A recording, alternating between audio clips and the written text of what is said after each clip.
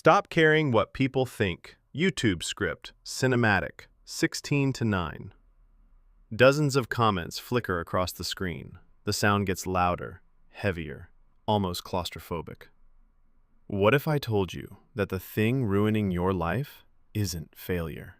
It's the invisible audience in your head, the people who aren't in the room, the people who don't pay your bills, the people who won't remember this moment tomorrow, yet somehow they're running your entire life. You don't need more confidence. You need fewer imaginary judges. We live in a world where one look, one comment, one awkward silence can feel like a verdict on your entire existence. And the worst part? Most of the time, nobody is even thinking about you as much as you think they are. That's not just comforting, that's a psychological escape hatch. Because once you truly understand that, your life changes. A teenager standing in front of a mirror rehearsing a sentence, a job interview, a crowded room, a half-finished idea on a laptop. Let me tell you something most people never say out loud. The fear of judgment doesn't usually look like fear. It looks like, I'm just being practical. It looks like, maybe later. It looks like, I don't want to make things awkward. It looks like perfectionism. It looks like silence. But underneath all of that is one simple question. What will they think of me? And if you don't answer that question properly, you will spend years editing yourself to keep people comfortable. Here's the first truth. Your brain is not trying to make you happy. It's trying to keep you socially safe.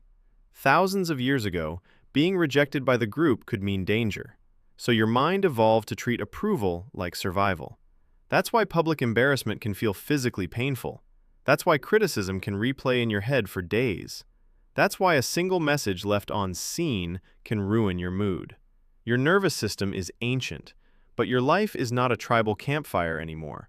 You are not being chased by a lion. You are being haunted by notifications. Social media feed, filters, comparison, highlight reels, people posing, smiling, winning. And today, the pressure is worse. Because now you don't just have to impress your family, your classmates, your coworkers. You have to perform for a crowd that never stops watching. A crowd that only sees your highlights, never your healing.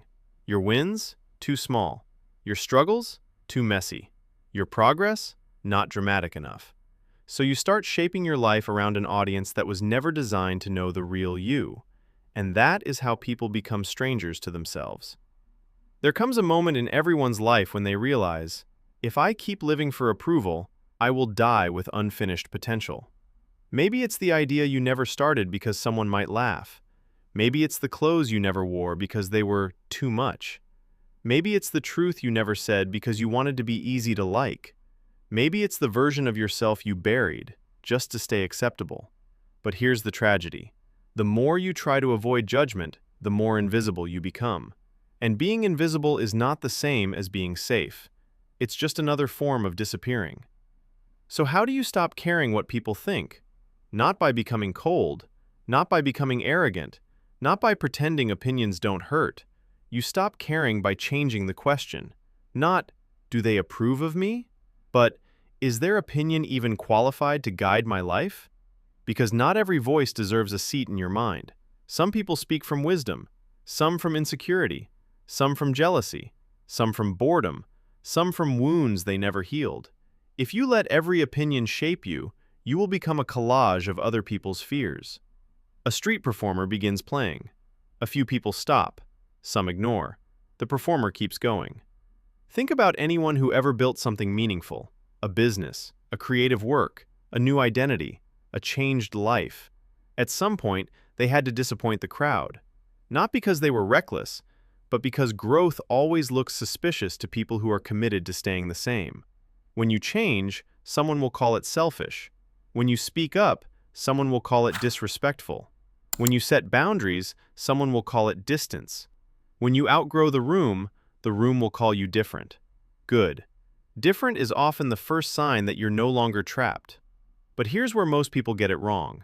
They think stop caring what people think means I should never feed.